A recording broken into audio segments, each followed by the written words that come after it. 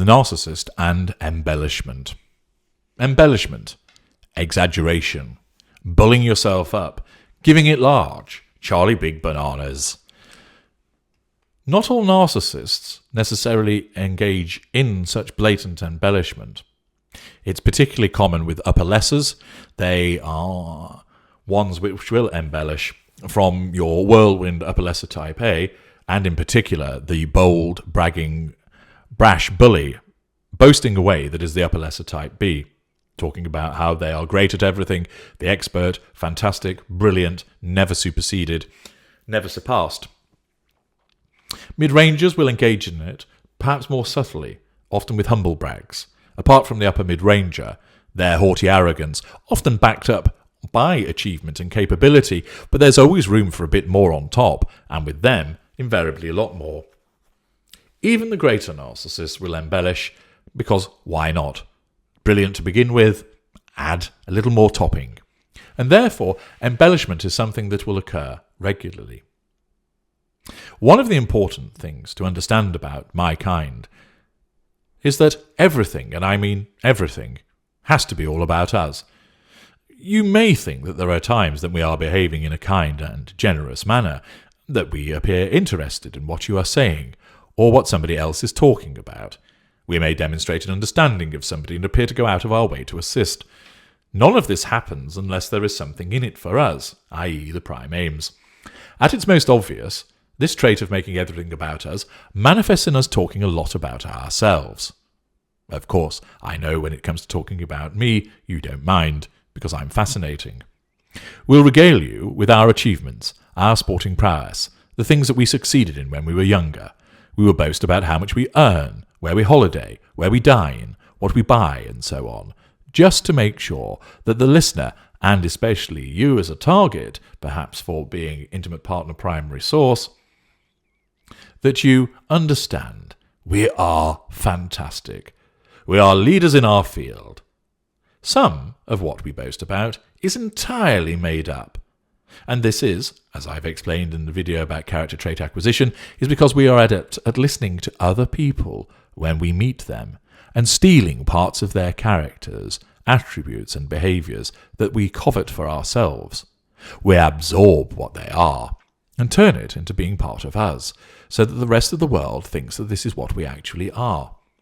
This then makes us more attractive, enables us to draw other people to us, to make us easier in the way that we control you, so that we gain fuel more readily.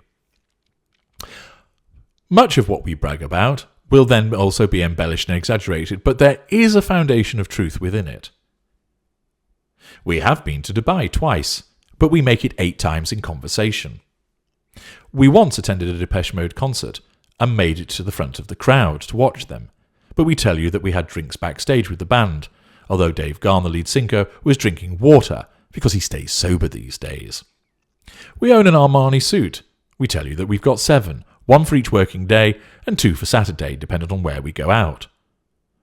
Many narcissists exhibit intelligence and are intelligent, and therefore it isn't difficult for us to seize on information that has been provided by someone else and claim it as something that we have done or seen.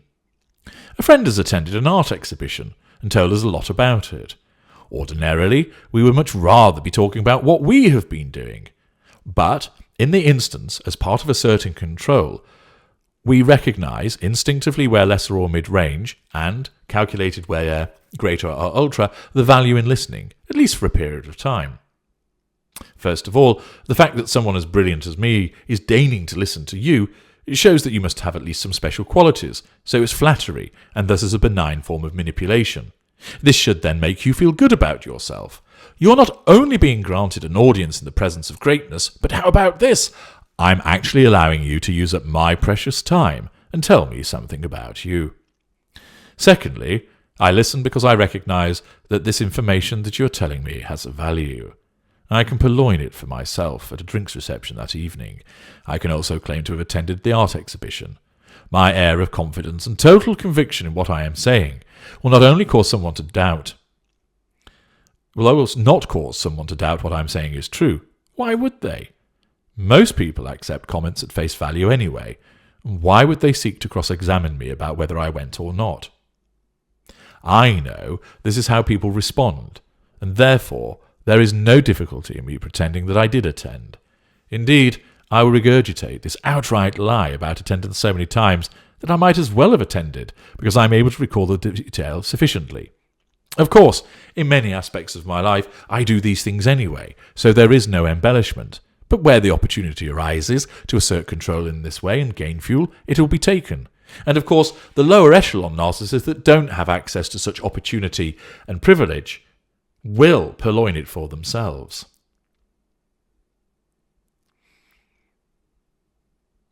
In certain instances, there might be those that I have mentioned attendance at the art exhibition to who have also attended it on other occasions, and therefore their enthusiastic responses to my clearly educated and erudite comments about the installations that were on show has garnered me fuel, but has also provided me with yet more information from them, which I can then pass off as my own when I roll out my attendance at the art exhibition on another occasion.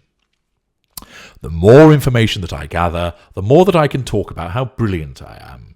I can show off and have those around me marvel at my humorous observations, my pithy comments, my extensive knowledge about a wide variety of topics, and I am able to demonstrate I am a polymath.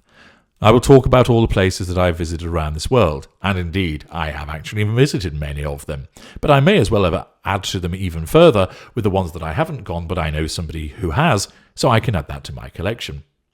I can tell you about certain prestigious sporting events that I've been to, who I met there, and wow you with the famous people I know. I do know many famous people, but again, so do the people that I'm connected with, and I'll purloin their achievements to utilise as my own. And even more so, lower echelon narcissists will use this extensively, utilising the experiences and occasions of other people to embellish their own achievements. Tom Cruise, says the upper lesser type A, close personal friend of mine. They will access that information and pass it off as something that they have experienced, and of course believe it to be true, because the lessers and the mid-rangers believe their own lies. They see that there is nothing wrong in what they are doing. They are entitled to do this because they see in their minds that they're built from excellence to begin with, that they're successful, that they're talented, and they want the world to recognise those talents. The world must do so, and the narcissist has to stand out and be applauded and cheered as to how brilliant we are. There's nothing wrong in that. We have to have it happen, of course, to assert control over you and to obtain the fuel that we all need. This means that we as narcissists must always find a stage for our achievements. You may think of it of little consequence, but to us it matters, and it must be heralded. In addition to this, we add to our triumphs that exist. We embellish and exaggerate, because this is where we ought to be, were it not for those who have plotted and conspired against us to hold us back. This is where the paranoia of the narcissist will manifest. Again, with lower echelon narcissists, lower lesser, middle lesser, lower mid-range, and possibly some middle mid-rangers, they are, I could have been a contender types. You see him on television, I was earmarked for that role, but I was unwell, and they wouldn't wait. Accordingly, the narcissist sees no reason why he should not explain how he has secured other prestigious roles in the world of entertainment. The paranoia that somehow any role that was denied, any achievement that was denied, where actually it was a consequence of inability and a lack of skill, that is not seen by the narcissist. I should have been doing that. That position belonged to me. I should be running this company. How many times have you heard that? And the fact that that person hasn't been able to achieve it, well, that is because people have got in the way, that they unnecessarily hate on me, says the narcissist. It doesn't matter that the lesser and mid-range narcissists are telling lies, because in their minds they are entitled to be the person who is number one, who wins the awards, who is voted most popular, because in their world they are brilliant. The upper echelon narcissists, particularly greater and ultra, we are the achievers. We are brilliant, and this must be recognised and heralded, but we will always add to it, because you can never have enough. The world is not enough. I know from when I have explained this to people who are tasked with treating me, that they have asked me whether other people would think that such a stance would be regarded as normal and acceptable. I played along, and asked at that time the good doctor that I was interacting with what she thought. And she commented that while she understood why I did this, most people would find it incredible that I would do this. Yet, once again, intelligent as the good doctor may be, she is missing the point. I do not tell people that I embellish and lie, because I am a master of conviction and plausibility. I am intelligent. Therefore, is it that difficult to imagine that I scored a double first? I did, incidentally, but you understand the point that I'm making. I look after myself, so it is entirely conceivable that I won sports awards when I was younger, and that I was on the books of a Premiership football team. But I actually chose a different career path. I work extremely hard. I work hard to achieve, and I always have done so. I am extremely driven, and because of this, the foundation of achievement, anything that I add on top, is entirely plausible. And it's ultimately something that I could achieve if I wanted to. Therefore, there is nothing untoward at all in me adding to existing significant and fundamental achievements with these exaggerations and falsifying certain parts. Of course, I share this with you because you don't know who I am, and therefore it doesn't undermine my control, but one would never admit this to anybody in one's private life. A greater or ultra would never do that. I know what is said as exaggeration in my private life. I know that some of it is false when considered through the strict lens of your comprehension of the world. But we're not talking about you, we're talking about my kind. You label such things as embellishment, exaggeration, and falsification, but those are your words. They're not ours. From our point of view, we would consider them more as a positive gloss, adding in what I would have attained anyway, and I would have done were it not for others, so I may as well claim it as my own. It's all a question of perspective. You call it a lie. We call it capturing an alternative me and adding it to the real me. You call it embellishment. I call it supplementing. I understand that people struggle with this concept, but I have pointed out that most of the time people don't actually have any idea whether we're telling you the truth, using your word, and therefore it doesn't actually matter. The fact is, if you're in awe of the achievement, that you're giving us fuel and you're under control, does it really matter the level of embellishment that has been provided? No, the narcissist doesn't care. The lesser and mid-ranger doesn't even realise that they're embellishing, so they couldn't care anyway, because they're not in a position, because they're not fixed with knowledge. And the greater and ultra will add that layer of embellishment where appropriate, and we do so because it's appropriate and necessary, and we're brilliant anyway, so a little more brilliance doesn't do any harm, does it?